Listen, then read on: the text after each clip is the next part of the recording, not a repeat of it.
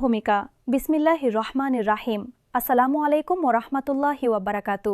সুপ্রিয় দর্শক, আজকের ভিডিও শুরু করব একটি দৃশ্য দিয়ে। রাত 12টা, সিলেটের একটি ছোট ভাড়া বাসার রান্নাঘরে আলো জ্বলছে। বাইরে থেকে দেখলে মনে হবে কেউ রাতে রান্না করছেন, কিন্তু আসলে কেউ রান্না করছেন না। রান্নাঘরে বসে আছেন করিম উদ্দিন, বয়স 22। তার বাবা সরকারি হাসপাতালে সিনিয়র স্টাফ নার্স, দ্বাদশ গ্রেড। মায়ের হাতে কিছু দিনই, বোনের পরীক্ষার ফি বাকি, আর বাবার পকেটে এই মুহূর্তে 150 টাকা। করিম হাতে কলম নিয়েছেন, একটি কাগজে হিসাব করছেন। কতটা ভর্তি ফি দিলে ভর্তি নেবে, কতটা পরের মাসে দিতে পারবেন। বিশ্ববিদ্যালয়ে ভর্তির সুযোগ পেয়েছেন, কিন্তু টাকা নেই। মধ্যরাতে ঘুম ভেঙে বাবা উঠে রান্নাঘরে আসেন পানি খেতে। ছেলেকে দেখে থমকে যান। বাবা জিজ্ঞেস করেন, কি করছিস? করিম কাগজটা সরিয়ে রাখেন, বলেন, কিছু না বাবা, ঘুম আসছিল না। বাবা বোঝেন কিন্তু কিছু বলেন না, শুধু একটু দাঁড়িয়ে থাকেন, তারপর চলে যান। দুজনেই জানেন সমস্যাটা কি, কিন্তু কেউ বলতে পারছেন না। এই মধ্যরাতের নীরবতার নাম হলো একজন সরকারি কর্মচারীর অপ্রকাশিত কষ্ট। আজকের এই ভিডিওতে আমরা জানব এই কষ্টের গভীরে কি আছে এবং নবম পে স্কেল এই মানুষগুলোর জীবনে ঠিক কতটা এবং কিভাবে পরিবর্তন আনবে। সাবধান, এই ভিডিওটি শুধু তথ্যের জন্য নয়, এটি অনুভব করার জন্য। একদম শেষ পর্যন্ত সাথেই থাকুন। প্রথম অধ্যায়, লজ্জার ঋণ, যে কথা কাউকে বলা যায় না। দর্শক, বাংলাদেশের সমাজে একটা অলিখিত নিয়ম আছে। সরকারি চাকরিজীবীরা আর্থিক কষ্টের কথা সহজে বলেন না, কারণ সমাজ মনে করে সরকারি চাকরি মানেই ভালো জীবন। তোমার তো সরকারি চাকরি, কি কষ্ট তোমার? এই কথা শুনতে হলে আর কষ্টের কথা বলার সাহস থাকে না, তাই কষ্টটা বুকের ভেতরে চাপা পড়ে থাকে। সিলেটের সেই নার্স, নাম রাখা যাক জাহাঙ্গীর সাহেব, তার কষ্টটা বুকে পুষে বছরের পর বছর কাজ করে যাচ্ছেন। জাহাঙ্গীর সাহেবের মাসিক আয় দ্বাদশ গ্রেডে ভাতাসহ 25 থেকে 27 হাজার টাকা। সিলেটে 4 জনের সংসার এই টাকায় চালানো অসম্ভবের কাছাকাছি। ছেলে করিম বিশ্ববিদ্যালয়ে সুযোগ পেয়েছেন। জাহাঙ্গীর সাহেবের বুকে যুগপৎ গর্ব ও ভয়। গর্ব ছেলের মেধার জন্য, ভয় খরচের কথা ভেবে। সবচেয়ে কষ্টের যে জিনিসটা জাহাঙ্গীর সাহেব করেছেন তা হল পাড়ার মহাজনের কাছে গিয়েছেন। 25,000 টাকা ধার নিয়েছেন, মাসে 2,500 সুদসহ কিস্তি। পাড়ার মানুষ জানে জাহাঙ্গীর সাহেব রাস্তায় বের হলে কেউ কেউ তাকিয়ে থাকেন, তিনি মাথা নিচু করে হাঁটেন। এই মাথা নিচু করে হাঁটাটাই একজন সরকারি কর্মচারীর সবচেয়ে বড় শাস্তি। তিনি রাষ্ট্রের সেবা করছেন, কিন্তু রাষ্ট্র তাকে এমন বেতন দিচ্ছে যে তাকে সুদে টাকা নিতে হচ্ছে। দ্বিতীয় অধ্যায়, একটি চিঠি। বাবার কাছে ছেলের নানা পাঠানো চিঠি। দর্শক, আমি কল্পনা করছি করিম যদি বাবাকে একটি চিঠি লিখতেন, যে চিঠি কখনো পাঠানো হয়নি, সেটা কেমন হতো। বাবা, তুমি জানো না আমি রাতে কতবার জেগে হিসাব করি। তুমি ভাবো আমি ঘুমাচ্ছি, কিন্তু আমি ঘুমাই না। আমি দেখেছি তুমি সকালে উঠে চায়ের সাথে বিস্কুট খাও। আমি জানি তুমি বিস্কুট খাও কারণ সকালের বাজারে টাকা নেই। তুমি ভাবো আমি বুঝি না, আমি বুঝি। তুমি যখন রাত 12টায় ডিউটি থেকে ফিরে আসো ক্লান্ত শরীরে, আমি তোমার মুখের দিকে তাকাই। তুমি হাসার চেষ্টা করো, কিন্তু সেই হাসির পেছনে কি আছে তা আমি দেখতে পাই। বাবা, আমি বিশ্ববিদ্যালয়ে যাব না যদি মনে করো কষ্ট হবে। আমি চাকরি খুঁজব। তোমার ছেলে করিম। দর্শক, এই চিঠিটা পাঠানো হয়নি, কিন্তু বাংলাদেশের হাজার হাজার করিম প্রতিদিন এই চিঠিটা মনে মনে লেখে। তৃতীয় অধ্যায়, নবম পে স্কেলের পর জাহাঙ্গীর সাহেবের জীবন দিনে দিনে। দর্শক, নবম পে স্কেলে দ্বাদশ গ্রেডের মূল বেতন 11,300 থেকে বেড়ে 17,000 টাকা হওয়ার প্রস্তাব রয়েছে। ভাতাসহ মোট আয় দাঁড়াবে 35 থেকে 38,000 টাকায়। জাহাঙ্গীর সাহেবের মাসিক আয় বাড়বে প্রায় 10 থেকে 12,000 টাকা। এই বাড়তি টাকায় তার জীবনে কি পরিবর্তন আসবে, দিনে দিনে দেখা যাক। প্রথম মাসে পাড়ার মহাজনের ঋণের কিস্তি বাড়িয়ে দিতে পারবেন। 3,000 টাকা কিস্তি দিলে 10 মাসে ঋণ শেষ হবে। মাথার উপর থেকে একটা বোঝা নামবে। 3 মাস পরে ছেলে করিমকে বলবেন, তোর বিশ্ববিদ্যালয়ের খরচ আমি দিতে পারবো। এই একটি বাক্যের জন্য করিম 2 বছর অপেক্ষা করেছেন। 6 মাস পরে স্ত্রীকে একটা শাড়ি কিনে দেবেন। সেটা কোনো বিশেষ উপলক্ষে নয়, শুধু এমনি, কারণ এতদিন শুধু বলতেন পরে কিনব, আর সেই পরে কখনো আসেনি। 1 বছর পরে একটি ছোট সঞ্চয় শুরু করবেন। প্রতি মাসে 3 থেকে 4,000, বছরে 36 থেকে 48,000। এই সঞ্চয়টাই জাহাঙ্গীর সাহেবের বৃদ্ধ বয়সের সম্বল। 2 বছর পরে রাস্তায় বের হলে আর মাথা নিচু করে হাঁটবেন না। ঋণ নেই, ছেলে পড়ছে, সংসার চলছে, মাথা উঁচু করে হাঁটার এই অনুভূতিটুকুই পে স্কেলের আসল মূল্য। চতুর্থ অধ্যায়, একজন মায়ের গল্প, যিনি কখনো নিজের জন্য কিছু চাননি। দর্শক, এবার বলি একজন মানুষের কথা, যার কথা সবচেয়ে কম বলা হয়, সরকারি কর্মচারীর স্ত্রী। বগুড়ার একটি ছোট শহরে থাকেন হাসিনা বেগম। স্বামী চতুর্দশ গ্রেডের সরকারি কর্মচারী। সংসার চালান হাসিনা বেগম। প্রতিদিন বাজারে যান হিসাব করে, কতটা মাংস কিনলে মাসের বাজেট মিলবে, কতটা মাছে পোষাবে, এই হিসাব তার মাথায় সবসময়। হাসিনা বেগম শেষ কবে নিজের জন্য একটা শাড়ি কিনেছেন মনে নেই। স্বামীর বেতনের দিন কাছে এলে তিনি একটা ছোট তালিকা বানান, এই মাসে কি কিনতে হবে। সেই তালিকায় নিজের কোনো জিনিস থাকে না। ৩ বছর আগে ঈদে ছোট মেয়ে বলেছিল, আম্মু তোমার জামাটা পুরনো হয়ে গেছে। হাসিনা বেগম হেসে বলেছিলেন, আমার পুরনো জামা ভালোই আছে, তোর জামাটা নতুন হয়েছে সেটাই যথেষ্ট। মেয়ে আর কিছু বলেনি, কিন্তু সেই রাতে মেয়ে বালিশে মুখ দিয়ে কেঁদেছিল, নিজের নতুন জামার জন্য নয়, মায়ের পুরনো জামার জন্য। নবম পে স্কেলের পর হাসিনা বেগমের জীবন। চতুর্দশ গ্রেডের মূল বেতন 10,200 থেকে বেড়ে 15,300 টাকা। ভাতাসহ মোট আয় বাড়বে 8 থেকে 10,000 টাকা। এই বাড়তি টাকায় হাসিনা বেগম প্রথম যা করবেন তা হলো নিজের জন্য একটা শাড়ি কিনবেন, হয়তো 500 টাকার, হয়তো 1000 টাকার। কিন্তু সেই শাড়িটার মূল্য শুধু কাপড়ে নয়, এই শাড়িটা তার কাছে প্রমাণ হবে আমিও একটু সুখ পাওয়ার যোগ্য। পঞ্চম অধ্যায়, বাবা ও ছেলের মধ্যে দূরত্ব। টাকা যেভাবে সম্পর্ক ভাঙে। দর্শক, একটি কঠিন সত্য বলি, অর্থকষ্ট শুধু ব্যাংক ব্যালেন্সে প্রভাব ফেলে না, এটা সম্পর্কেও প্রভাব ফেলে। নরসিংদীতে থাকেন 7ম গ্রেডের একজন কর্মকর্তা, নাম রাখা যাক হারুনুর রশিদ।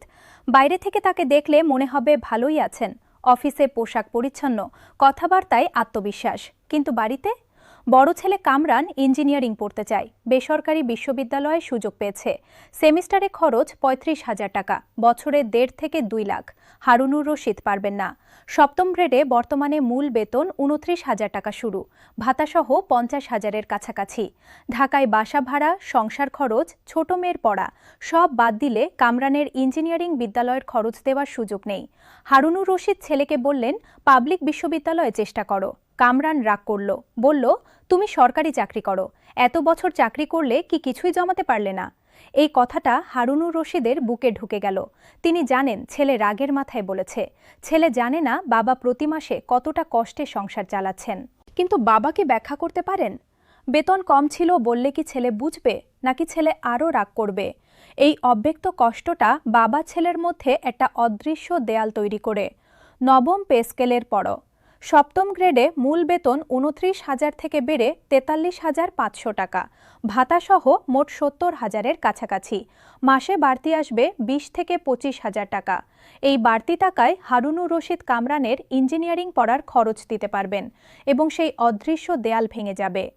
ষষ্ঠ অধ্যায়, গ্রামের মা, শহরের সন্তান, বাড়িতে একা। দর্শক, এবার যাই গ্রামে।